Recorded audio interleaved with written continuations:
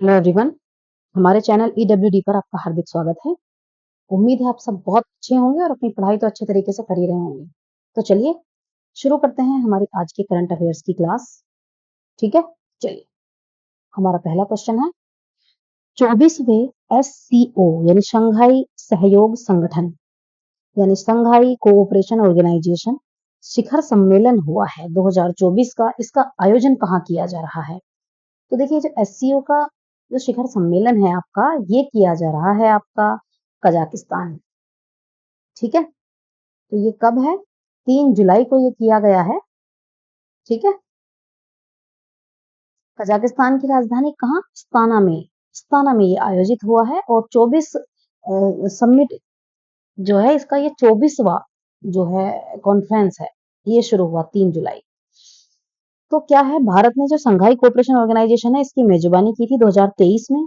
2023 में जो एससीओ हुआ था, इसकी जो बैठक हुई थी वो हुई थी भारत में। और अब है ये 2024 की जो बैठक है, ये वार्षिक होने वाली बैठक है और अब ये हो रही है कजाकिस्तान की राजधानी अस्ताना में हुई है। ठीक है, सम्मेलन के दौरान क्या है, मल्टीलेटरल कॉर्पोरेशन, रसिया, यूक्रेन वॉर आदि टॉपिक्स पर आपको पता है डिस्कशन किए जाएंगे। फिलहाल वैश्विक मुद्दे यही हैं, तो इन पर डिस्कशन किया गया। चलिए आगे देखते हैं, एससीओ के बारे में जान लेते हैं। आपको पता है एससीओ क्या है? एक इंटर गवर्नमेंटल इंटरनेशनल ऑर्गेनाइजेशन है। इसका उद्देश्य क्या है? क्षेत्र में शांति, सुरक्षा और स्थिरता, स्टेबिलिटी बनाए रखना इसका उद्देश्य है। वर्ष 2001 में इसकी स्थापना की गई। हेडक्वार्टर है आपको पता है इसका बीजिंग, चीन में। इससे पहले भी हम इन चीजों को कवर कर चुके हैं। ठीक है, नोट करते चलिए क्योंकि ये चीजें पूछी जाती हैं। एससीओ का हेडक्वार्टर कहाँ है? बीजिंग, चीन में। फाउंडेशन, इसकी स्थापना कब हुई? वर्ष 2001 में। इसके सेक्रेटरी जनरल कौन है अभी? वो है मिस्टर झांग मिंग। और इसमें दो भाषा हैं जो इसमें दो ही भाषा वैलिड है, एक तो चाइनीज और दूसरी है रशियन। ठीक है, इसके सदस्य कौन कौन है? इसके सदस्य हैं Kazakhstan, China, Kyrgyzstan, Russia, Tajikistan, Uzbekistan, India, Pakistan, ये इसके सदस्य देश हैं। ठीक है, नाम क्या है? एससीओ। चलिए आगे देखते हैं, अगला प्रश्न देखते हैं। भारत और मंगोलिया के मध्य 16वां नोमैडिक एलिफेंट सैन्य अभ्यास का आयोजन कहाँ किया जा रहा है? बात हो रही है 16वें नोमैडिक एलिफेंट सैन्य अभ्यास की। तो देखिए ये आयोजित किया गया है आपका मेघालय के उमरोई में। ठीक है, मेघालय के उमरोई में ये आयोजित किया गया है। ये 16वां एडिशन था नोमैडिक एलिफेंट एक्सरसाइज का। ये एक तरह की मिलिट्री एक्सरसाइज है और 3 जुलाई से 16 जुलाई तक ये आयोजित होगा। ठीक है, 3 जुलाई से ये शुरू होगा और 16 जुलाई तक ये चलेगा। भारत और मंगोलिया के बीच ये वार्षिक एक्सरसाइज है। देखिए ये एक ऐसी एक्सरसाइज है जो प्रत्येक वर्ष भारत और मंगोलिया के बीच होती है। ठीक है, और आप देख रहे होंगे मैप में, यहाँ मंगोलिया है। ठीक है, इसकी ये उलान बतर जो है यहाँ, ये अब आपको इसलिए बताया जा रहा है कि 2023 में जो ये एक्सरसाइज हुई थी, जब दो ही देशों में है तो एक वर्ष इस देश में और एक वर्ष उस देश में ये होती है। तो पिछले वर्ष जो हुई थी वो आपकी मंगोलिया में हुई थी, उलन बतर में। और अब जो हो रही है, अब ये मेघालय में हो रही है, उमरोई में। और इस एक्सरसाइज की शुरुआत कब से हुई? देखिए इसकी शुरुआत हुई थी वर्ष 2004 से। ठीक है, तो चलिए ये एक वार्षिक एक्सरसाइज है, प्रत्येक वर्ष होने वाली ये एक्सरसाइज है। चलिए अगला प्रश्न हम देखते हैं, डिक स्कोफ ने किस देश के प्रधानमंत्री के रूप में शपथ ली है? हम बात कर रहे हैं डिक स्कोफ की। तो डिक स्कोफ ने शपथ ली है नीदरलैंड के प्रधानमंत्री के रूप में। ठीक है, तो क्या है आपको पता है, जो नीदरलैंड है वो अभी हाल ही में नाटो का सदस्य, इन्हें जो मार्क रूट हैं, उनको हाल ही में नाटो का इसलिए बताया गया है क्योंकि इसमें क्या होता है ना, कुछ इंपॉर्टेंट पॉइंट्स होते हैं जिन्हें हम साथ में नोट कर देते हैं। ठीक है, तो आपको पता है नीदरलैंड के प्राइम मिनिस्टर कौन बने हैं? डिक स्कोफ। और मार्क रूट जो है उन्हें नाटो का सेक्रेटरी जनरल बनाया गया है। चलिए नीदरलैंड के बारे में जान लेते हैं। यूरोप कंटिनेंट का ये एक प्रमुख देश है, मैप में आप देख रहे हैं ये नीदरलैंड है। इसकी कैपिटल है एम्स्टर्डम।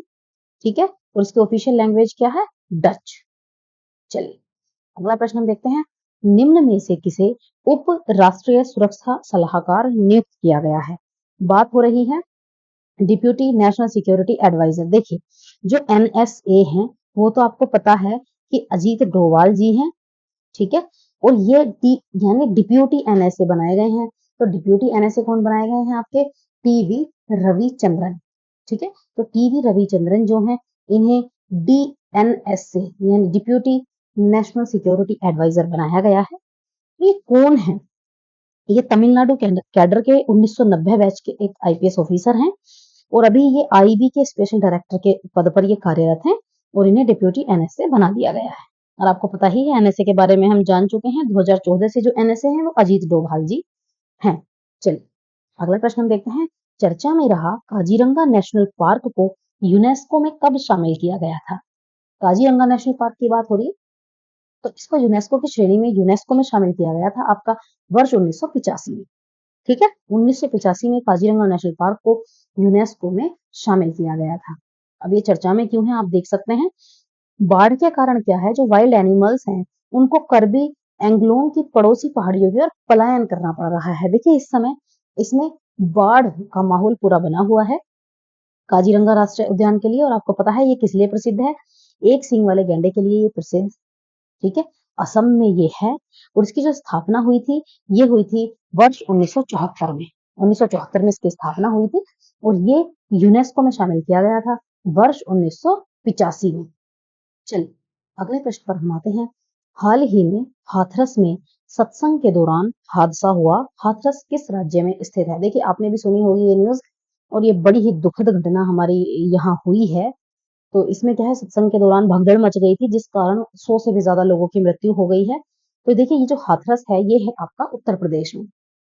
ठीक है, तो उत्तर प्रदेश के हादसे में ये जो घटना हुई ये आपकी 2 जुलाई को हुई और ये इतना बड़ा हादसा था कि इसमें 121 लोगों की मौत हो गई है।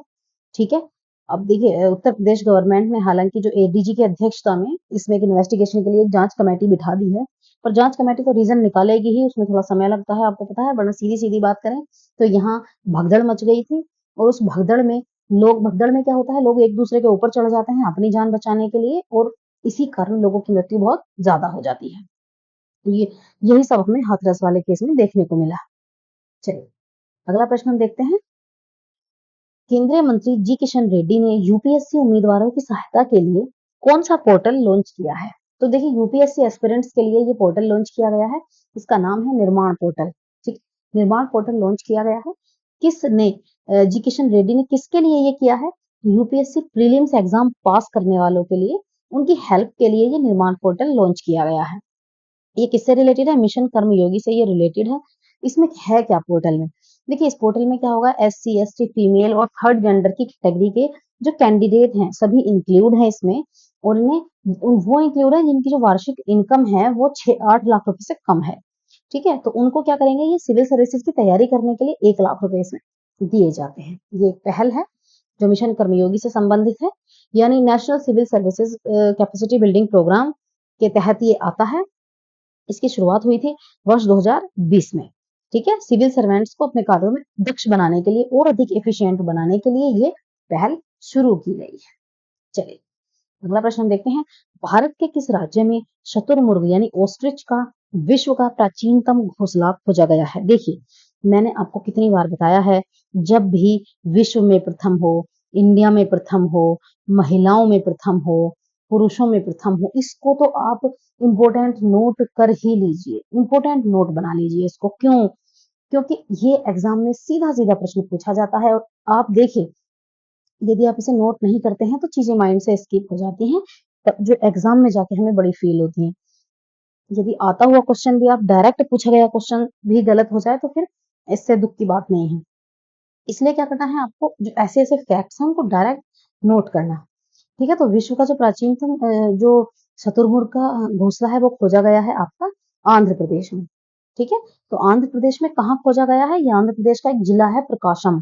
प्रकाशम जिला है आंध्र प्रदेश का, उसमें ये खोजा गया है।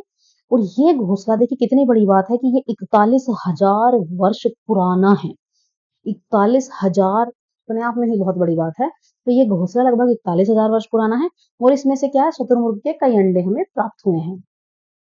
ये घोंसला देखिए भारतीय महाद्वीप में मेगाफोना के विलुप्त होने के बारे में महत्वपूर्ण जानकारी प्रदान करता है। तो देखिए ये आपको मैप में दिख रहा है, ये जितना भी हिस्सा है ये भारतीय उपमहाद्वीप के देश हैं। ठीक है, भारतीय उपमहाद्वीप के ये देश सारे आपको नजर आ रहे हैं। अब बात करते हैं, इसने कहा है हमसे कहा गया है कि उपमहाद्वीप में मेगाफोना के विलुप्त होने के बारे में जानकारी प्रदान करता है। तो क्या है मेगाफोना, क्या होता है? तो देखिए मेगाफोना का मतलब होता है जो 50 किलोग्राम या 85 किलोग्राम से ज़्यादा के वजन के जीव हैं, उनको हम मेगाफोना की श्रेणी में रखते हैं, ठीक है? और जो शुतुरमुर्ग है, ये उस ही श्रेणी में आता है, ठीक है? चलिए, अगला प्रश्न देखते हैं। एयर इंडिया द्वारा दक्षिण एशिया का सबसे बड़ा फ्लाइंग ट्रेनिंग ऑर्गेनाइजेशन यानी एफटीओ कहाँ स्थापित किया जा रहा है? तो देखिए ये आपका स्थापित किया जा रहा है अमरावती में, ठीक है? तो क्या है एयर इंडिया महाराष्ट्र के अमरावती में स्थापित किया जा रहा है। एफटीओ इसका जो होगा लार्ज फ्लाइंग ट्रेनिंग ऑर्गेनाइजेशन ये होगा, ठीक है? ये किसकी जो कॉस्ट आएगी वो लगभग 200 करोड़ रुपए से अधिक ज्यादा इसकी कॉस्ट आएगी। ये क्यों किया जा रहा है कि भारत में पायलट्स की ट्रेनिंग कैपेसिटी जो है उसको मजबूत करने के लिए ये एफटीओ की स्थापना की जा रही है। चलिए अगला प्रश्न देख रहे हैं।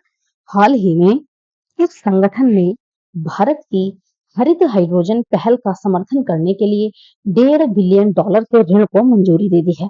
तो देखिए भारत आपको पता है क्या कहते हैं पर्यावरण के लिए बहुत बेहतरीन काम कर रहा है, ठीक है? और हरित हाइड्रोजन पहल का समर्थन करने के लिए इसको $1.5 बिलियन के ऋण की मंजूरी मिली है। ये मंजूरी दी है भारत को वर्ल्ड बैंक ने, ठीक है? तो ये किस लिए दी है? भारत इसमें क्या करेगा? भारत इसके लिए ग्रीन हाइड्रोजन, इलेक्ट्रोलाइज़र और अक्षय ऊर्जा के लिए वर्क करेगा, इनके लिए काम करेगा और इनको बढ़ावा देगा, ठीक है? ये जितना $1.5 बिलियन की जो अमाउंट होगी, इसको भारत ग्रीन हाइड्रोजन, इलेक्ट्रोलाइज़र और अक्षय ऊर्जा में खर्च करेगा, ठीक है? तो आपको पता है फिलहाल ये जो है भारत ने 2030 तक 500 गीगावाट अक्षय ऊर्जा क्षमता का लक्ष्य रखा है और 2070 तक शुद्ध शून्य उत्सर्जन हासिल करना इसका लक्ष्य रखा गया है। इस पॉइंट को आप नोट कर लीजिए, ठीक है? ये सीधा-सीधा प्रश्न है कि भारत ने शून्य उत्सर्जन का लक्ष्य कब रखा है? तो ये रखा है आपका 2070 तक और 500 गीगावाट अक्षय ऊर्जा की क्षमता का लक्ष्य भारत ने कब तक रखा है? ये रखा है भारत ने 2030 तक, ठीक है? तो चलिए आज की क्लास में इतना ही। अब आप यहाँ तक आए भी हैं तो चैनल को सब्सक्राइब एंड वीडियोस को लाइक एंड शेयर करके जाइएगा, ठीक है? तो चलिए मिलते हैं आपको आपकी नेक्स्ट क्लास में। Thanks for watching.